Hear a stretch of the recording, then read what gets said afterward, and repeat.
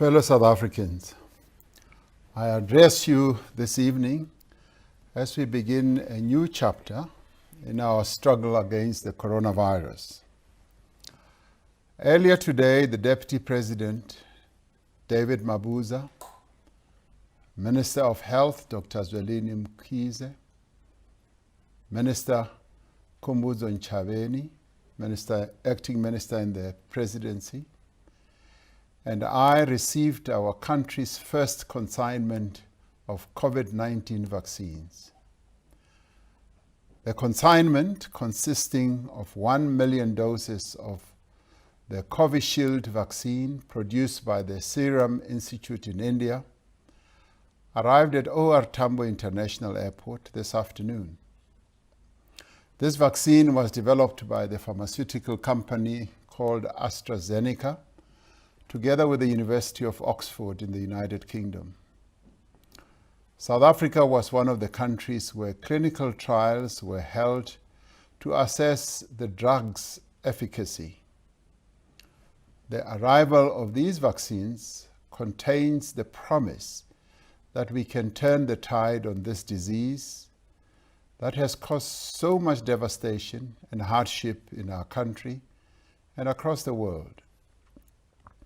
The speed and scale at which new vaccines have been developed is unprecedented in human history and represents the monumental progress that humanity has achieved in the face of a common threat.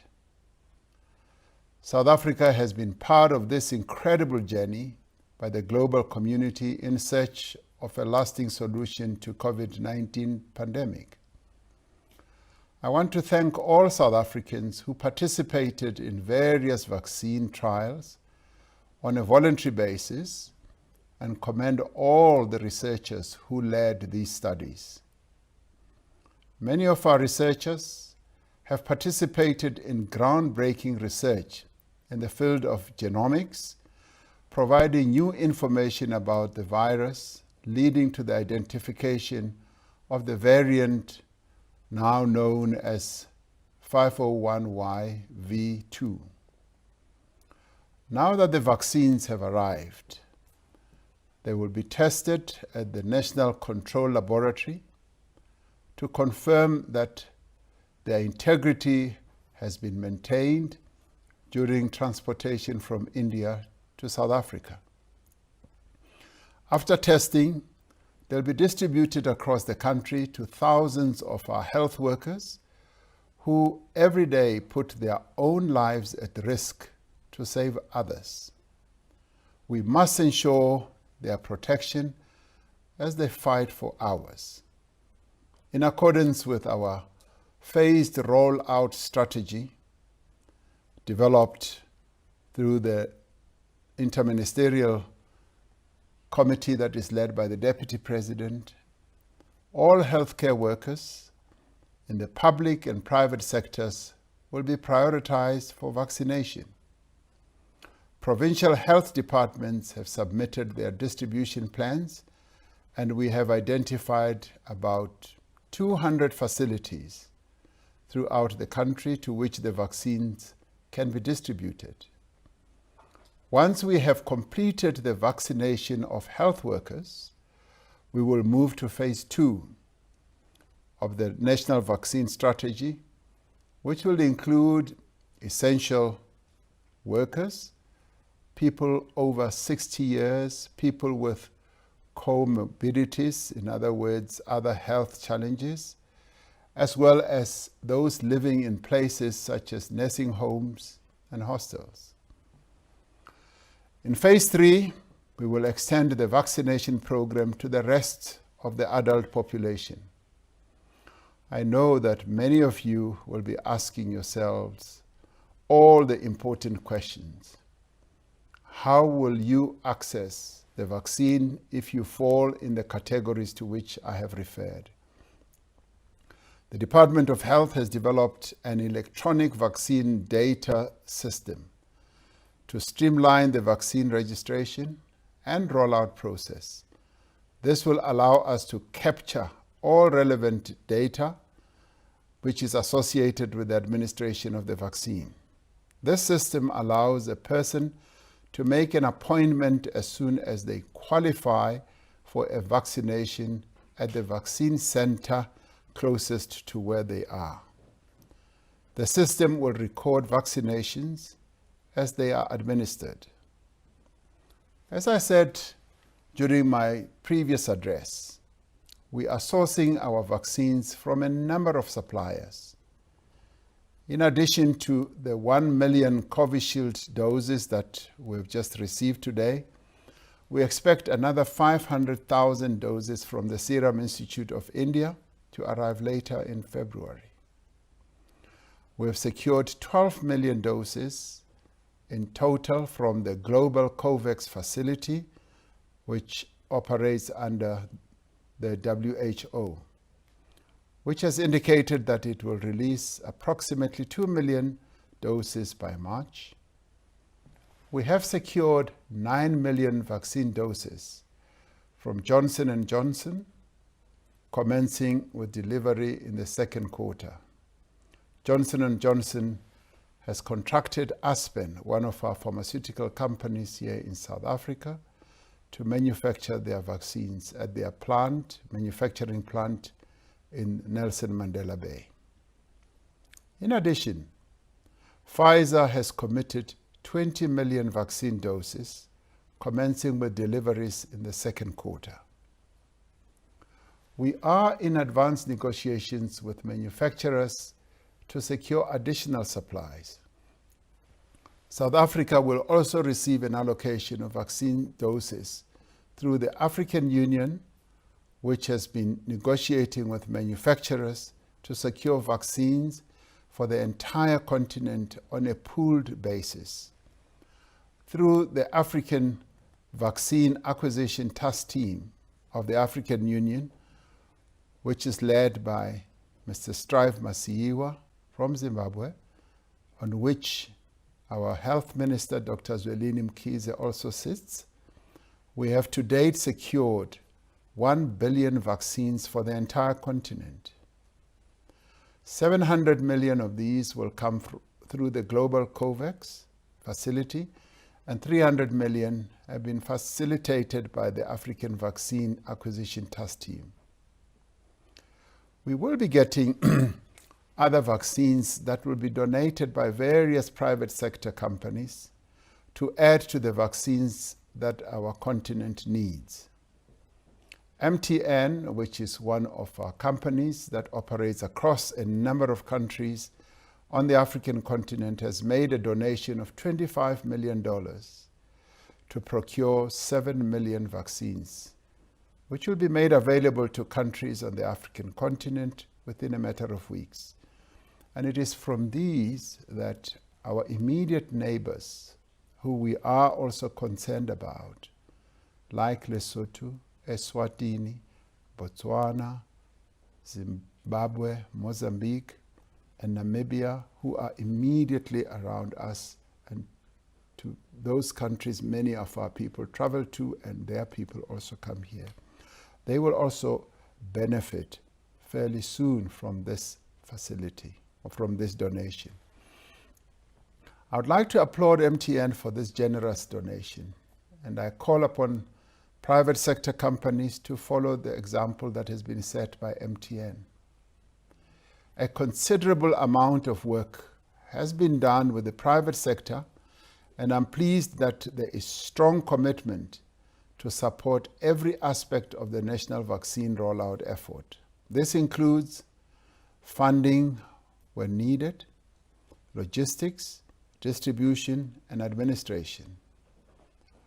This has manifested in tight collaboration between the public and the private sector through a range of work streams, meetings that have been meeting on a daily basis to achieve a successful rollout. We aim to secure enough doses to achieve herd immunity, also known as population immunity, which I prefer. This is when enough of the population is immune to the virus to provide indirect protection to those who are not immune. This should bring the spread of the virus under control. Our scientists estimate that we will likely reach herd immunity once around 67% of our people are immune. This amounts, in our case, to around 40 million people in South Africa. We will leave no stone unturned in our efforts to make sure that enough vaccine doses are secured to reach population immunity in our country. The vaccines that we are procuring have gone through meticulous multi-stage testing processes, including large trials involving thousands of people. In addition to determining their effectiveness, these trials are also designed to identify side effects and safety concerns. Independent regulators then review the data from these trials to ensure that they are not harmful. The vaccines that we are procuring have been shown to be safe in large clinical trials across multiple countries. We all want to be free of this disease. We all want to be safe, and for those we love to also be safe. We aim to make the vaccine available to all adults living in South Africa, regardless of their citizenship or resident status. We will be putting in place measures to deal with the challenge of undocumented migrants in our country so that, as with all other people, we can properly record and track their vaccination history. It is in the best interests of all that as many of us receive the vaccine as possible. But I want to be clear, nobody will be forced to take this vaccine. I want to repeat, nobody will be forced to take this vaccine. Nobody will be forbidden from traveling to wherever they want to travel to, including from enrolling at school or from taking part in any public activity if they have not been vaccinated. Nobody will be given this vaccine against their will, nor will the vaccine be administered in secret or in some dark corners. Any rumors to this effect are both false and dangerous, and we would like those who are spreading these rumors to stop. Fellow South Africans, the first set of good news is the arrival of the vaccine today.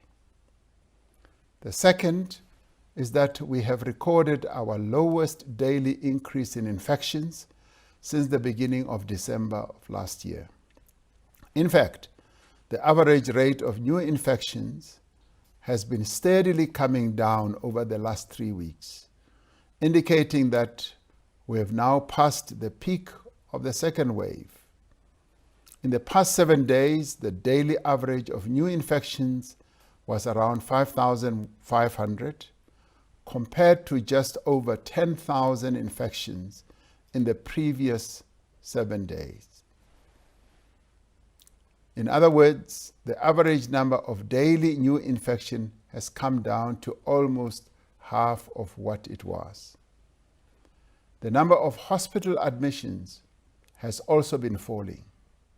At the peak of the second wave, we recorded over 2,300 hospital admissions in a day. This has now fallen to 295 hospital admissions by the 29th of January. While all the indicators are heading in the right direction, we are still experiencing relatively high rates of transmission. We are pleased that across the country, most people are adhering to the restrictions we have had to impose and are diligently observing the basic health measures needed to prevent infection. I want to thank the millions of South Africans who had to endure restrictions on their movement and activities so that infections could be contained and lives could be saved.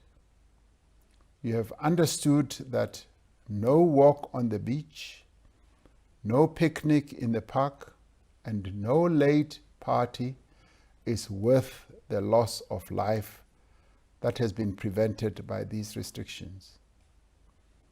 While these restrictions are temporary, the loss of life is permanent.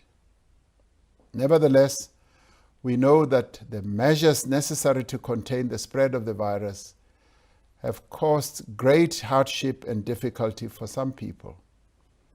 We are acutely aware that these restrictions have negatively affected businesses and threatened jobs in the hospitality, the tourism, and related industries.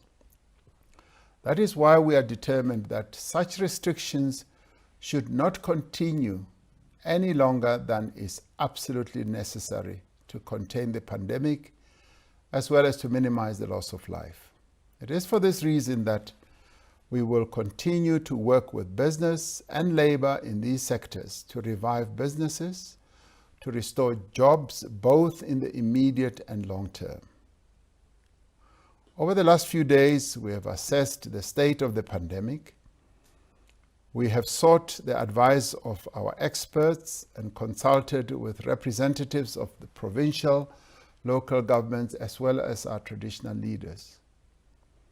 With a clear decline in new infections, hospital admissions, and deaths, Cabinet has decided to steadily ease a number of restrictions under adjusted level 3.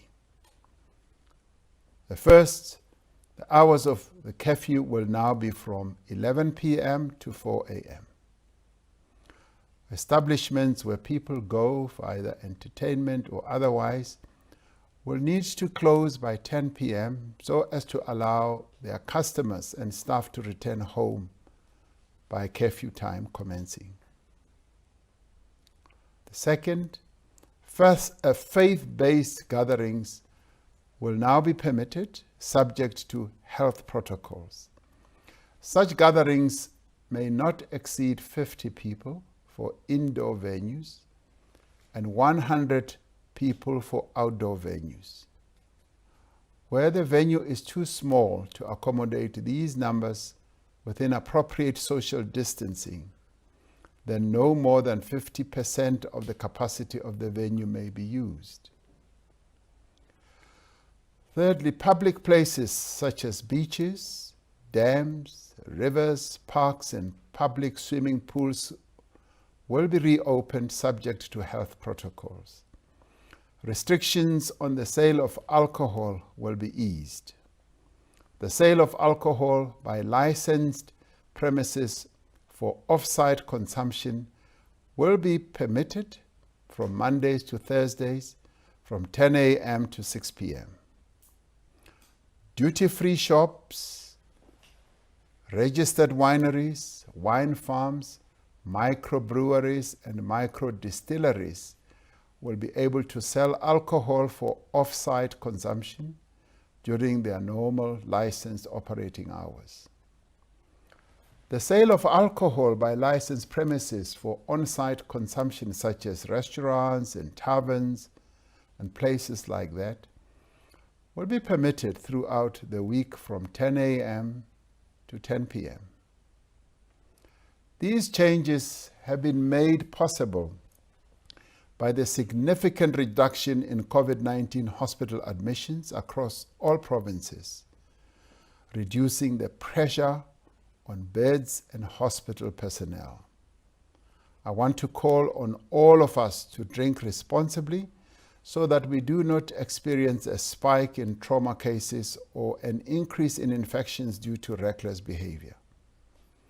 As we ease restrictions once again, the responsibility on each and every one of us as individuals becomes even much greater.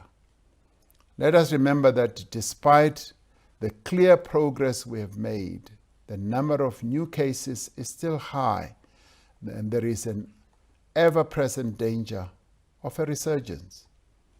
It is therefore necessary to maintain the country on coronavirus alert level 3, indicating the continued high risk of transmission. Several prevention measures will remain in place.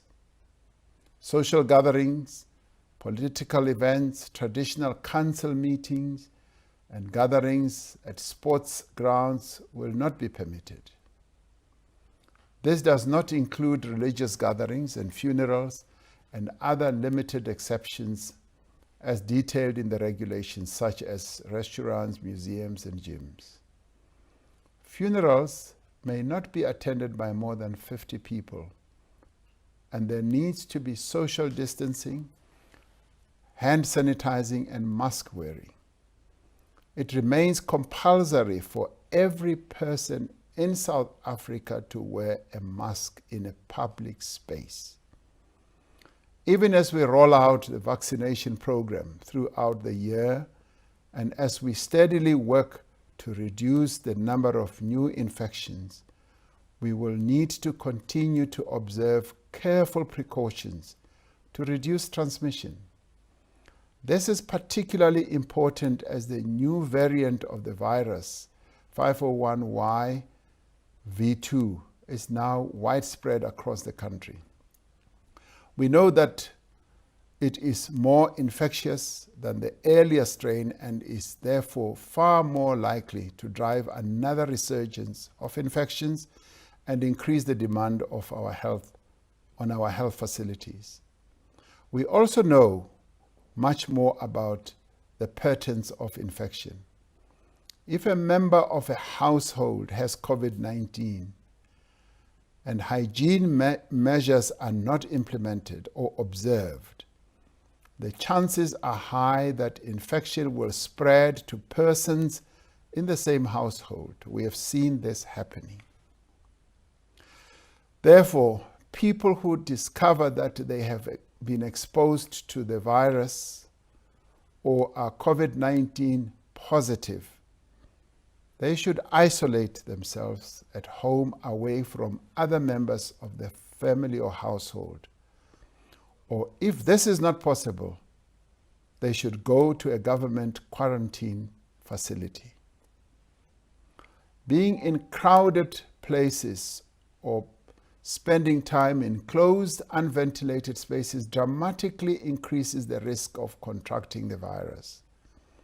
For this reason, you must avoid indoor spaces wherever possible and open windows to limit the spread of the virus through the air.